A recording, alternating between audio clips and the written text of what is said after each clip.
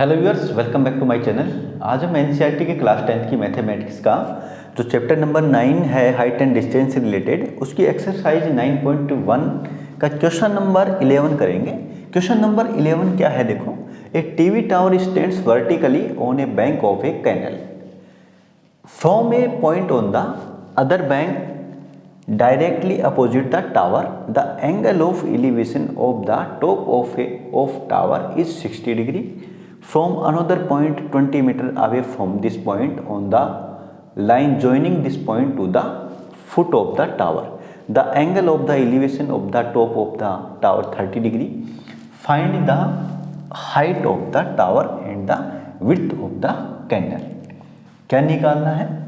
Find the height of the tower, tower की height निकालनी है, और विड्थ ऑफ द कैनल, यानी ये कैनल है। देखो क्वेश्चन के अकॉर्डिंग चलते हैं हम। क्वेश्चन में क्या है, एक टीवी टावर है, वो किसी कैनल यानी नहर के किसी तट पे, बैंक यानी होगा किनारा, यानी इस तट पे खड़ा है, ठीक है। ये नहर इतनी चौड़ी, इसके एक तट पे ये टीवी टावर खड़ा है, ठीक है। अब क्या है, इससे जो दूसरा किनारा है इस नहर का एक तट तो ये है, दूसरा इतनी चौड़ी है, ठीक है। तो दूसरे किनारे के एक पॉइंट से देखने पर ये 60 डिग्री का एंगल बनता है, एंगल ऑफ एलिवेशन, यानी ऊपर की तरफ देखेंगे इस टावर को तो 60 डिग्री का एंगल बनता है, ठीक है, उन्नयन कोण बनता है। उसके आगे यदि हम 20 कितना दिया होगा, 20 metre away from this point, इस पॉइंट से 20 मीटर आगे, इससे 20 मीटर आगे चल के फिर देखते हैं, तो फिर इस टावर का जो एंगल बनेगा, एंगल ऑफ एलिवेशन, ये बनेगा 30 डिग्री का। यानी कैनल के दोनों किनारे पे, एक किनारे पे है आपका टावर, टीवी टावर, दूसरे इस टीवी टावर की जो टॉप है, इस टॉप को दूसरे किनारे से देखने पर 60 डिग्री का एंगल बनता है, एंगल ऑफ एलिवेशन। और जहाँ पे ये पॉइंट है, इस पॉइंट से 20 मीटर आगे से यदि देखेंगे इस टावर के टॉप को, तो ये 30 डिग्री का एंगल बनता है वहाँ से, ठीक है। अब क्या पूछा इसने पूछा है क्वेश्चन में कि एक तो ये टावर की हाइट बताइए, ये निकालनी है, ठीक है, ये h है मान लो, ये निकालनी है। दूसरा क्या है, यहाँ से और यहाँ तक की ये डिस्टेंस निकालनी, ये दूरी निकालनी, यानी कैनल कितनी चौड़ी है, ठीक है, कैनल की चौड़ाई ये निकालनी है। और ये यहाँ से यहाँ ये 20 मीटर आगे है, ठीक है, 20 मीटर आगे से देखने पर 30 डिग्री का एंगल बनता है। सबसे पहले तो इसको नाम देते हैं हम A, B, C और ये है D, ठीक है। ये डायग्राम ऑलरेडी आपके क्वेश्चन में बुक में दिया हुआ है, इसको एक्सप्लेन मैंने कर दिया है। दूसरा दोबारा एक बार और देख लो, एक ट्राइंगल तो यहाँ पे हमें ये मिल गया, ठीक है, दूसरा है ये, ठीक है, दूसरे का बेस थोड़ा बड़ा हो जाएगा, ये सेम चीज रहेगी, ठीक है। अब देखो, जब टावर या ट्री या कोई पोल होता है या कोई बिल्डिंग होती है, वो जो अर्थ से मिलेगा ना, जहाँ पे, वहाँ पे 90 का एंगल बनता है, ठीक है, वहाँ पे 90 का एंगल बनता है। तो ये यहाँ पे 90 का एंगल बन रहा है, ठीक है, राइट एंगल ट्राइंगल बन रहा है। इसमें 2 राइट एंगल ट्राइंगल हैं, कौन सा, पहला तो ये हो गया आपका, दूसरा है ये बाहर वाला, ठीक है, अंदर BCD, और जो सेकंड है वो है ACD। 2 ट्राइंगल है, दोनों ट्राइंगल में अलग अलग लेके चलेंगे, उससे h निकालेंगे, h के बाद ये वाली लेंथ निकाल लेंगे। मान लो ये है x हमारी, ठीक है, यहाँ से यहाँ तक की दूरी x।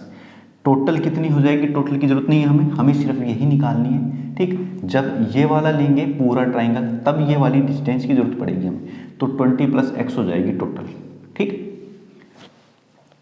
टोटल है ये आपकी 20 + x, यानी A से AC की लंबाई, ठीक है, और BC है x आपकी, ठीक है। अब इस वाले ट्राइंगल को लेते हैं, अंदर वाले को पहले। BCD सॉल्यूशन,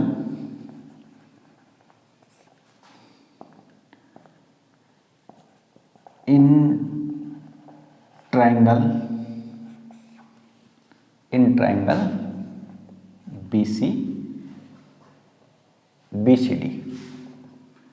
BCD में लेते हैं। क्या है, देखो, जो ये हाइट होती है बेस से, यानी जो पोल होगा आपका या बिल्डिंग होगी या ट्री होगा, तो वो स्ट्रेट होगा, बेस से जुड़ा होगा, 90 डिग्री का एंगल बनेगा। 90 के सामने होता है ये हाइपोटेनस, एच होता है, यानी हिंदी में बोलते हैं इसको कर्ण।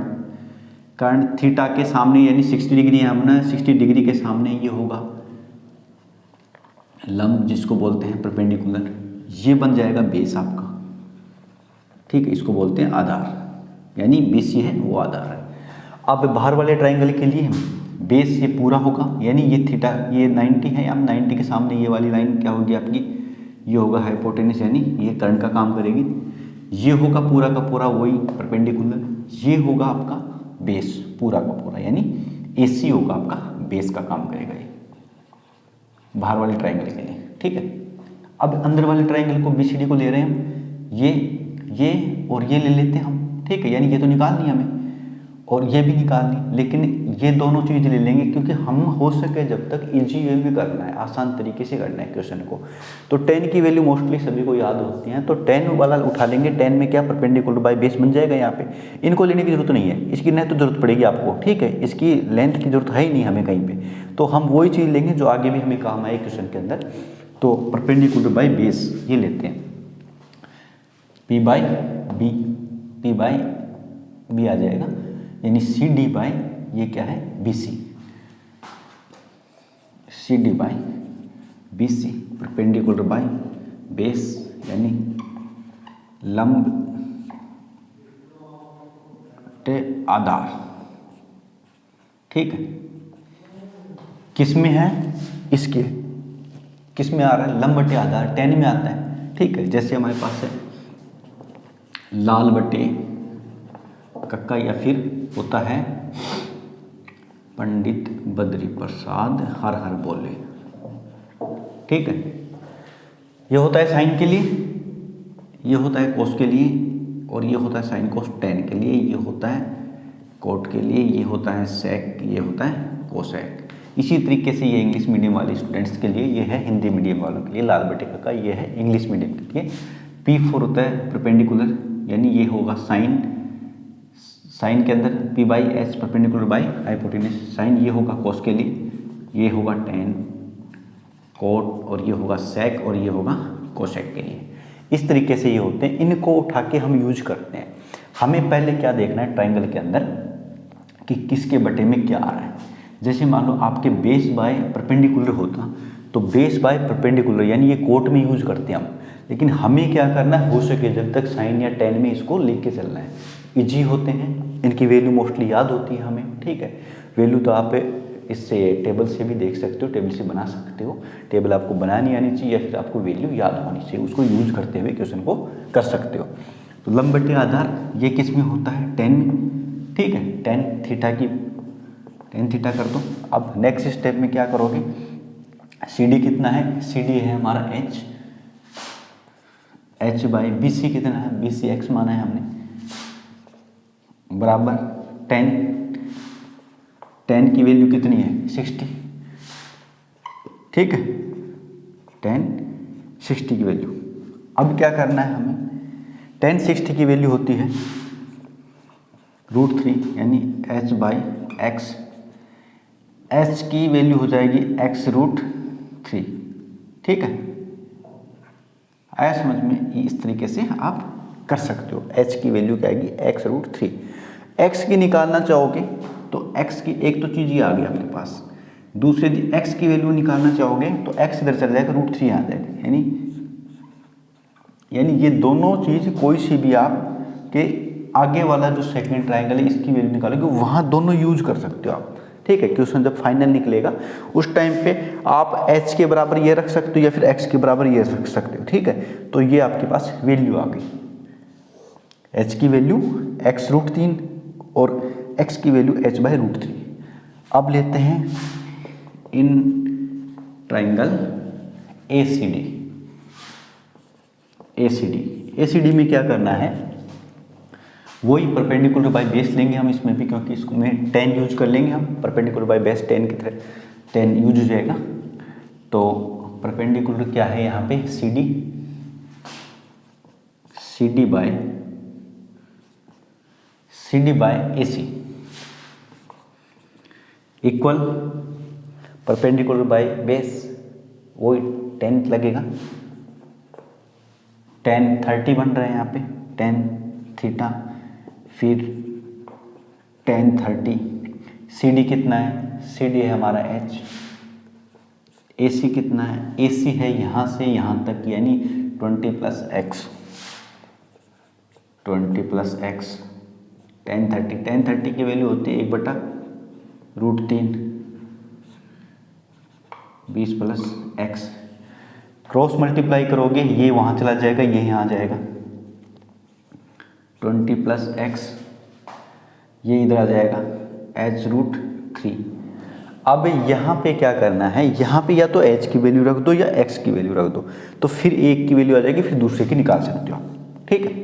अब हमें क्या करना है, x की वैल्यू h/√3 है, x की वैल्यू यानी h यहाँ रख दो या फिर h रख दो, h की वैल्यू x√3 है, h की जगह x√3 लिख सकते हो, यानी h है यहाँ पे, इसकी जगह x√3 लिख सकते हो। h की जगह हम, ये है हमारे पास क्वेश्चन, ये आया है हमारे पास। अब h की जगह हम रख रहे हैं h की वैल्यू x√3 और ये √3 बार ऐसे कैसे रख दो, और ये है 20 + x, ठीक है। अब इसको इससे मल्टीप्लाई करोगे तो 3x हो जाएगा, ये तो 3 हो जाएगा, ये x, 20 + x, इधर लेके आओगे 3x - x 20, 2x = 20, x = 20/2 यानी 10, यानी 10 मीटर हो गया ये, ठीक है, 10 मीटर हो गया ये। x की वैल्यू कितनी आ गई, 10 मीटर यहाँ से यहाँ तक, तो ये टोटल कितना हो गया, 30 हो गया। अब ये निकाल सकते हैं h भी हम, ठीक है। x की वैल्यू तो कितनी आ गई, बेस यहाँ पे टोटल AC आ गया 20 + ये यानी 20 + 10 = 30 हो जाएगा, ये तो ये होगा AC। अब h और निकाल लेंगे, ये x की वैल्यू 10 कहाँ रखेंगे, इसमें रख देते हैं, ठीक है। यानी h के बराबर हमारे पास क्या था, h के बराबर ये आया था x√3, तो h और निकालेंगे, x की वैल्यू आई 10√3, यानी जो हाइट है ये, यानी हाइट क्या है CD क्या है हमारे पास 10√3, ये आंसर होगा। एक तो CD यानी ये जो टावर की हाइट है, हाइट ऑफ टावर, ये आ गई 10√3, और ये जो टोटल ये है यहाँ पे, यानी कैनल की पूछिए x, तो डिस्टेंस ऑफ क्या था यहाँ पे, विड्थ ऑफ द कैनल, तो आप लिख दो विड्थ ऑफ द कैनल कितनी हो जाएगी 10 मीटर। ये दो आंसर हैं, यानी 10√3 तो ये तो आएगा हाइट ऑफ टावर, ये आएगी विड्थ ऑफ कैनल। तो इस तरीके से क्वेश्चन नंबर 11 जो 9.1 एक्सरसाइज का है, उसको आराम से आप पहले फिगर बनी हुई ऑलरेडी, फिगर से आप क्वेश्चन को सेट करो, निकालते जाओगे, वैल्यू रखते जाओगे। ये क्लियर नहीं आ रहा है यहाँ x और h ही आ रहा है यहाँ पे, इसको आगे जाके क्वेश्चन में पुट कर देना, दोनों चीज़ यूज हो जाएंगी, दोनों से वैल्यू निकल जाएगी। इस तरीके से आप क्वेश्चन को आराम से कर सकते हो। जो आपके ट्रिग्नोमेट्री के कोई भी क्वेश्चन हो, उसमें सबसे बड़ी चीज़ तो ये है कि आपकी फिगर सही से अच्छी तरीके से बनी हुई होनी चाहिए। फिगर यदि गलत बन गई, आपकी डायग्राम अच्छे से नहीं बना, क्वेश्चन के अकॉर्डिंग नहीं बनाया आपने, तो वैल्यू कहीं के मारे कहीं चली जाएगी, आंसर और कुछ निकलेगा, आंसर आपका सही आएगा नहीं। तो सबसे बड़ी चीज़ ये है, सबसे ज़रूरी बात ये है कि आपको क्वेश्चन के अकॉर्डिंग डायग्राम बनाना है, उसके बाद वैल्यू आपको बिल्कुल सही से पता होनी चाहिए, और कौन से में यूज करना है, टेन, साइन, कोस, सेक, किस में यूज करना है, वो कहाँ पे, ये डिग्री कहाँ पे यूज होंगी, और उनकी वैल्यू आपको पता होनी चाहिए। तो इस तरीके से आप क्वेश्चन को आराम से कर सकते हो। Thank you.